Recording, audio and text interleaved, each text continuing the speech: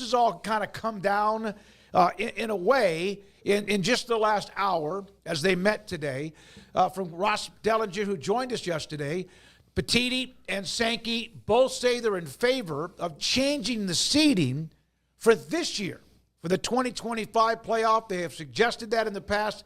They want seeding based directly on the rankings and no automatic buys for conference champions. Now, that's 2025.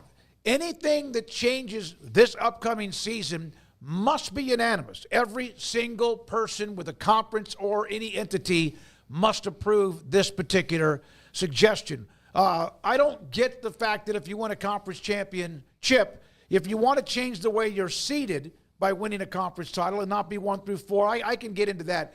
But no, put that up again, Garrett, if you don't mind. No automatic buys.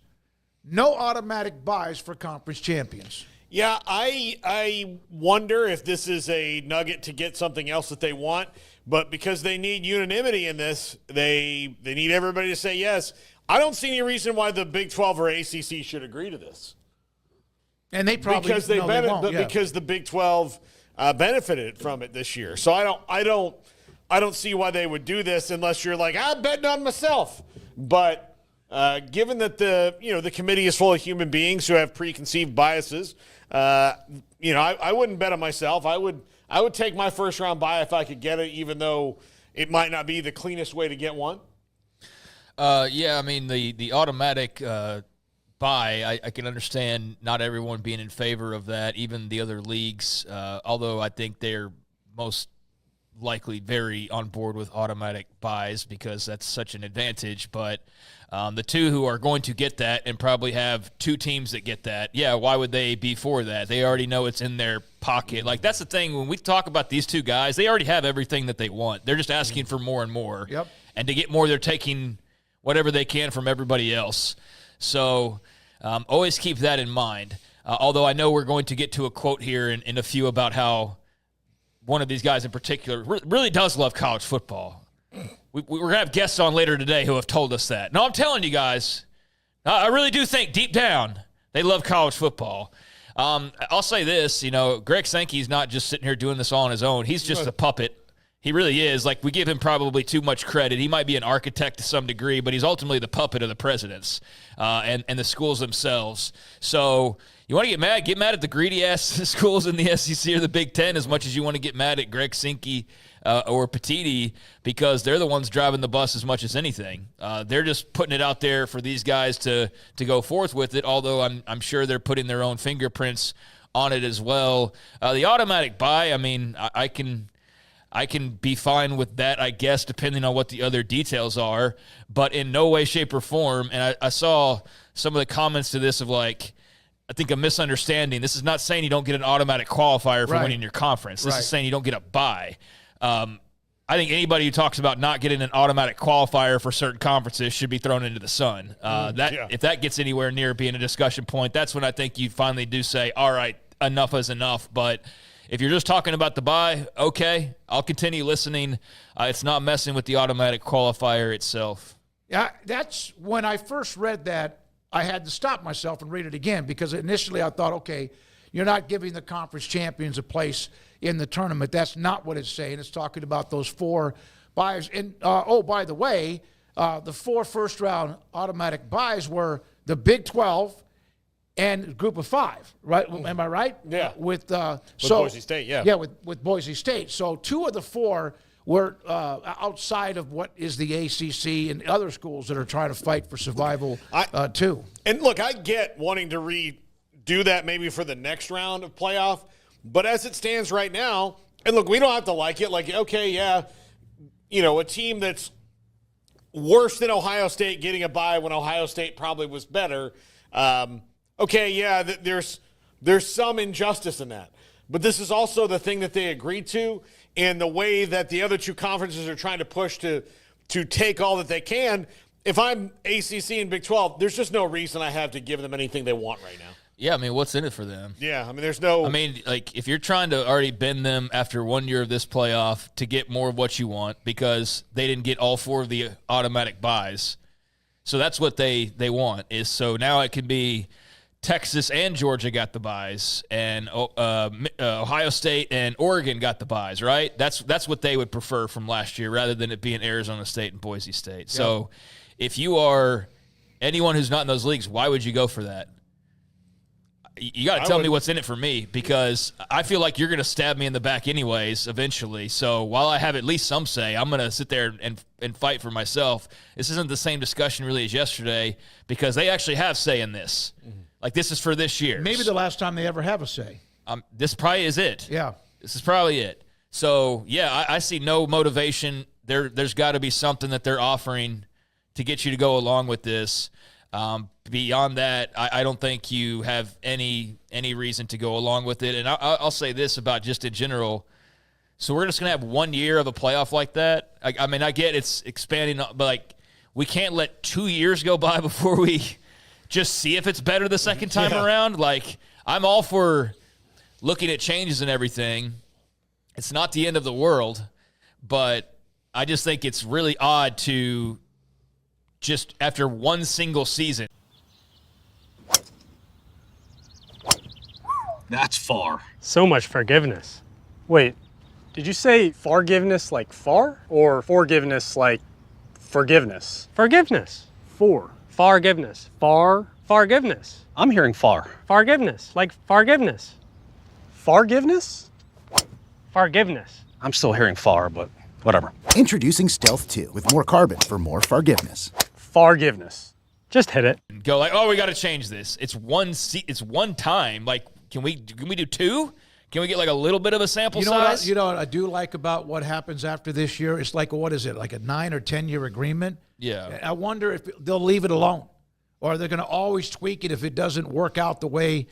It'd be nice just to know for the next 10 years, this is what it's going to be. Yeah, I mean, it would be nice. It'd be nice to have all that. It'd be nice to almost enter a boring period where, yeah, there's no question about the playoff and what that looks like or the seeding looks like, and there's no question about like how people transfer and how all of that works and how they get paid. So there's some big issues that are all going to be resolved soon, though, guys. Like, this is all getting resolved in the next year.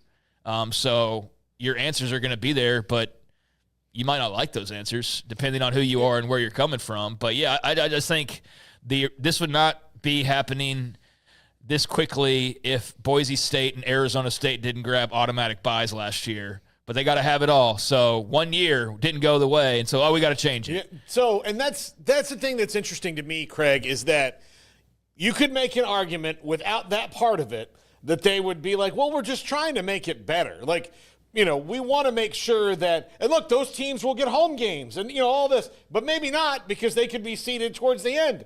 You know, they could be seeded 12th and have won their conference. So that was supposed to be the benefit, and that's why the other teams agreed to it, because it wasn't just going to be four teams. And so, but there's an argument to be made that they'll be like, oh, we're just trying to make it better so the matchups are better. And you're like, yeah, but also this is coming off a year where you didn't get exactly what you wanted, so it makes you look petulant. So what do you get for winning a conference title? At least a spot in the tournament? Is there going to be an automatic? Are they going to be able to, at least if they win a conference tournament, they're not a part of the top four, do they get to host?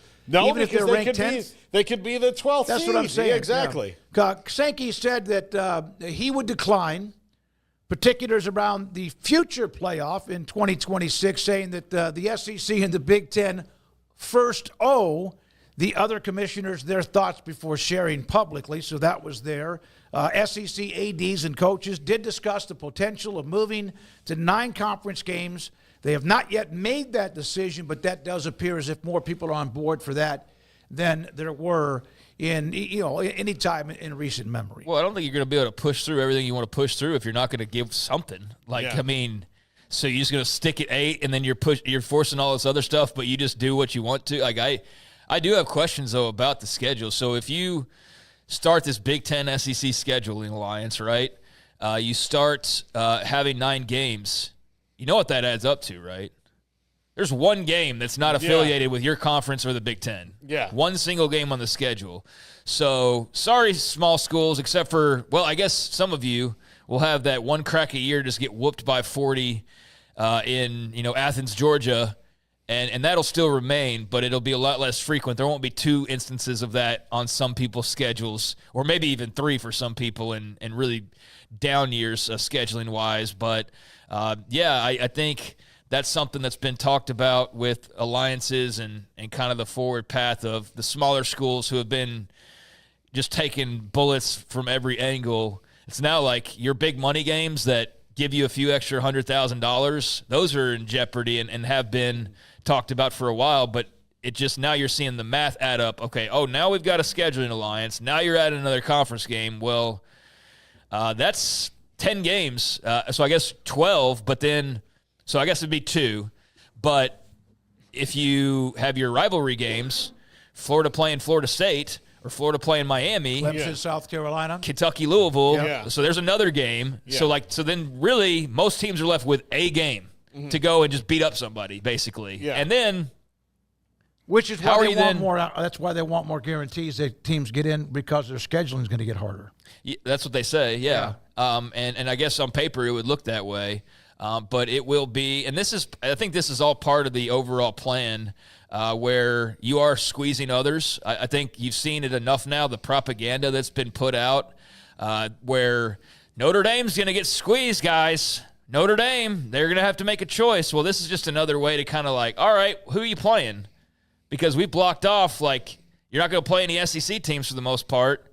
And if a Big Ten team wants to play you, well, then they're going to have a hell of a schedule, unless they don't have like a natural rivalry that's included. But like somebody who does – that has a rivalry outside of their conference footprint, there's going to be less places maybe to fit in the schedule. But I mean, I think the thing that works for them is the ACC is not looking to cave, so they'll be like, hey, we'll fill your schedule for you. I mean, they already partially do that. Yeah. So I think they can, and then I think the Big 12 would be willing and the Pac-12 would be willing to go, hell, we'll help you out there.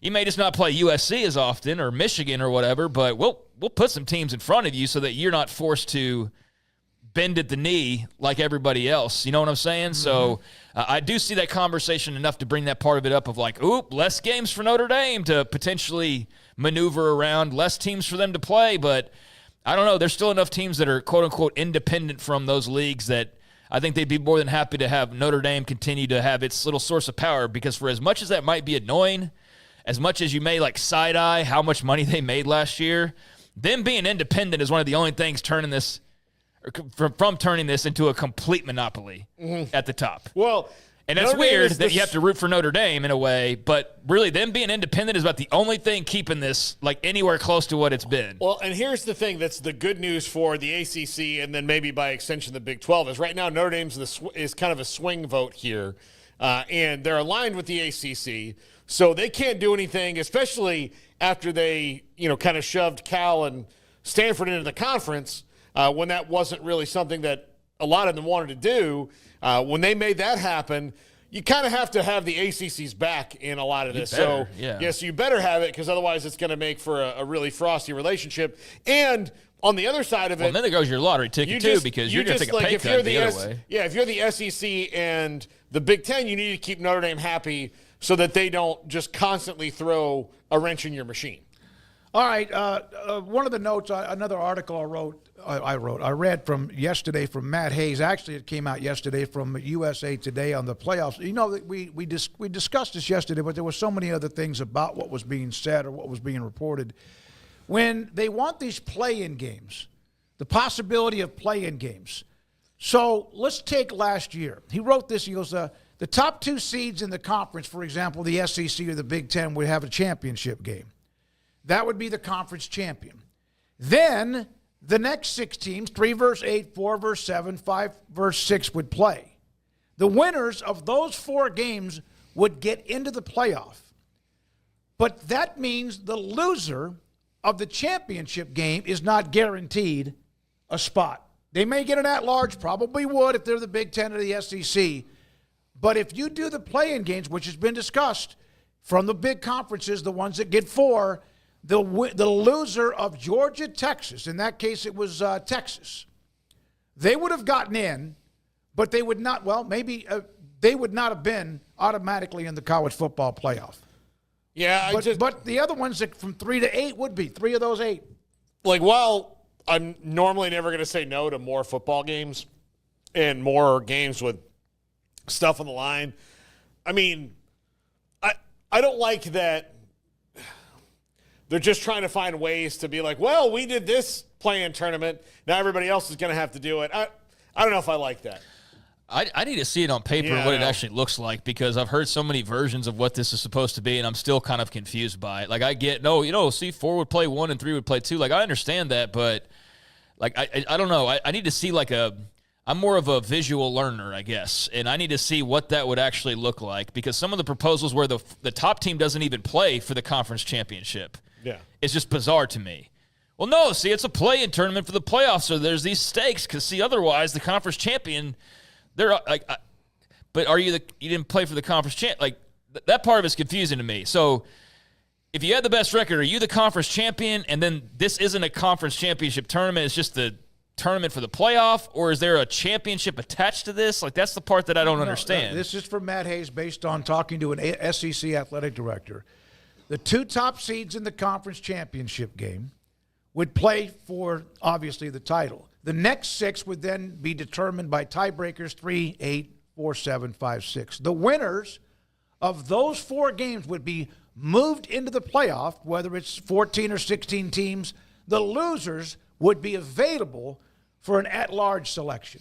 So if they're still available, that's just a waste of time. Yeah, exactly. So if the losers are not out, so you're basically telling me that there's a stake, not stakes. Yeah. There's a stake that maybe, just maybe, you'll play in one of these games and not make the playoffs. That only sounds good if it's an elimination game. That's the only way it sounds good, because otherwise, if there's no repercussion, then what's the point? You're just milking money, dude. We see exactly what you're doing. Like, I mean, well, they're also, by doing that, you have 4 automatic qualifiers with those 4 winners, and you know that you're going to get a 5th. Yeah. Because the loser, at least the loser of the championship game, is not going to be left out when numbers 3, 6, 7, or whatever are in the tournament. That was a little nugget from Matt Hayes. That just is sounds like a lot of people coming up with, how can we possibly squeeze more money out of this? That's what that plan sounds the whole like. reason for all of it? And it's Tony Petitti that's pushing that more than Greg Sankey is, I think.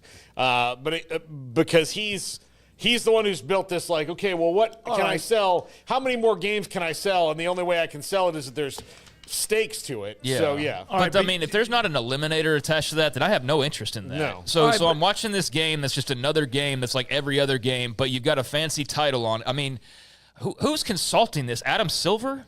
I mean, is the NBA in charge of college football's tournaments now? When are we going to paint the field like a cheetah print or something like that? I mean, I think that's clearly a money grab, like everything else is. So, I mean, let's just call it what it is. But if there's no actual stake, if you can lose this special bonus game and that you still have a chance to make the playoff, like, no thank you. I want to see – we're watching Alabama versus Ole Miss, and the loser goes home, period. Like, an actual playoff game. So basically just be another playoff game.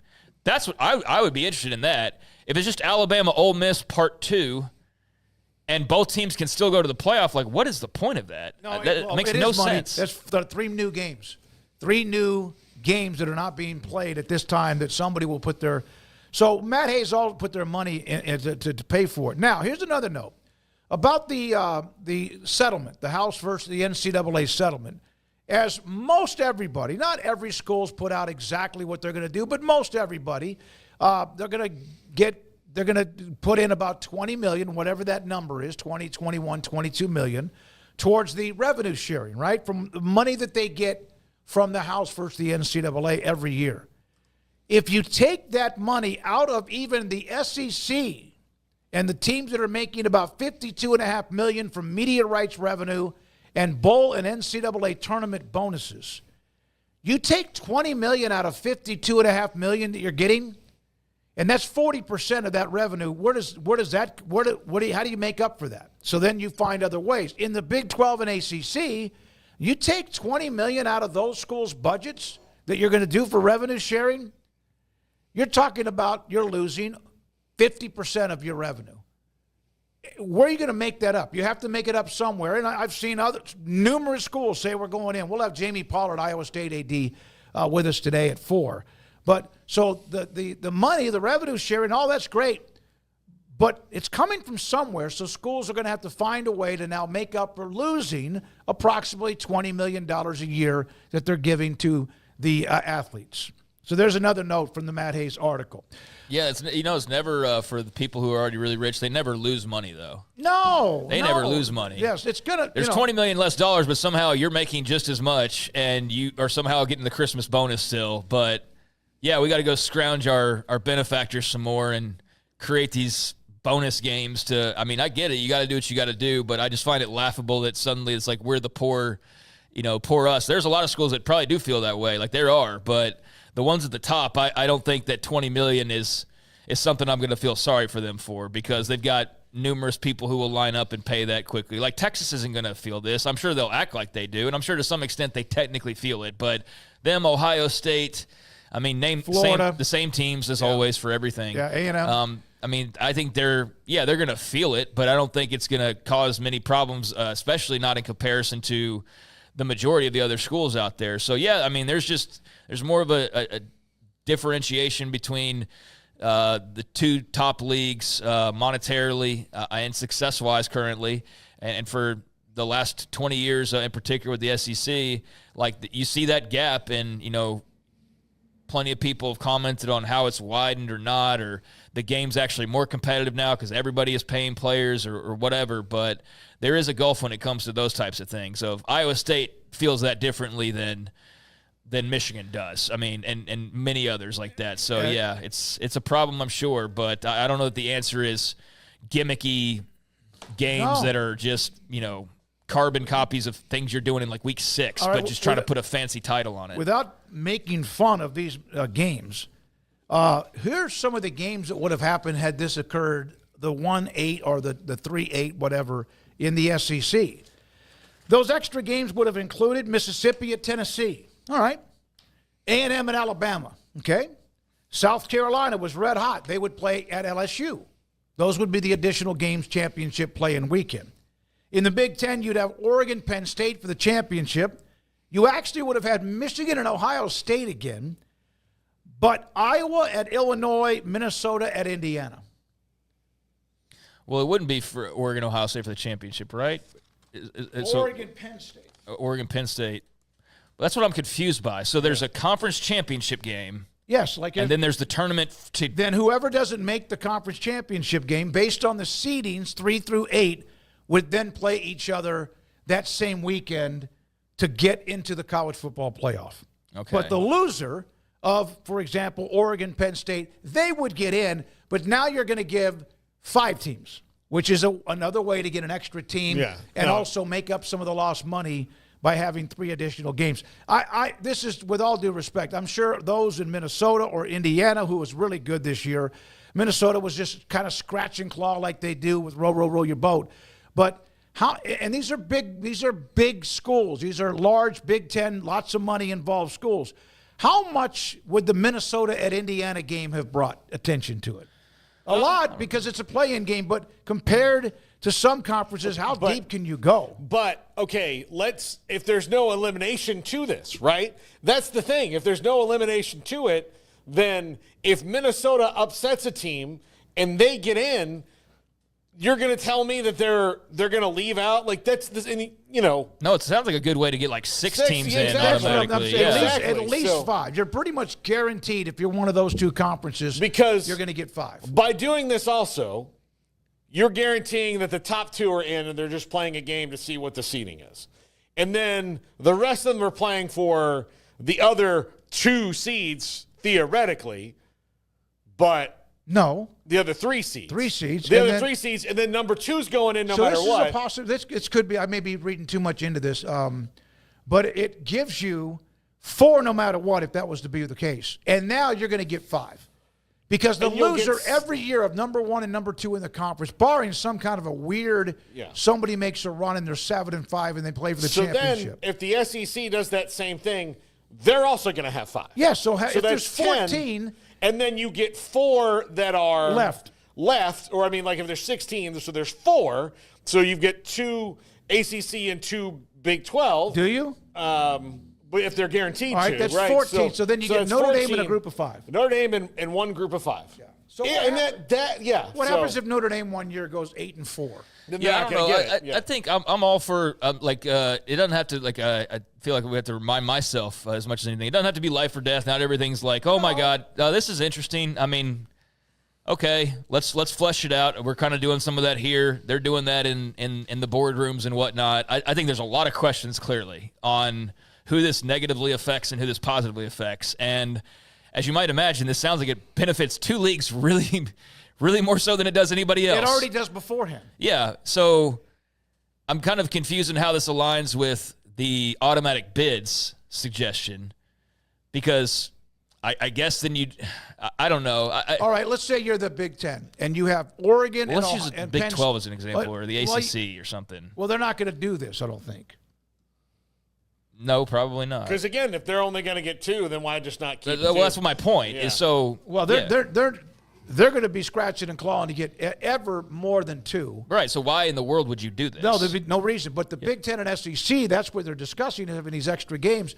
So you know going in that Oregon and Penn State, the winner and the loser's getting in. Because Just like this year. Just like this year.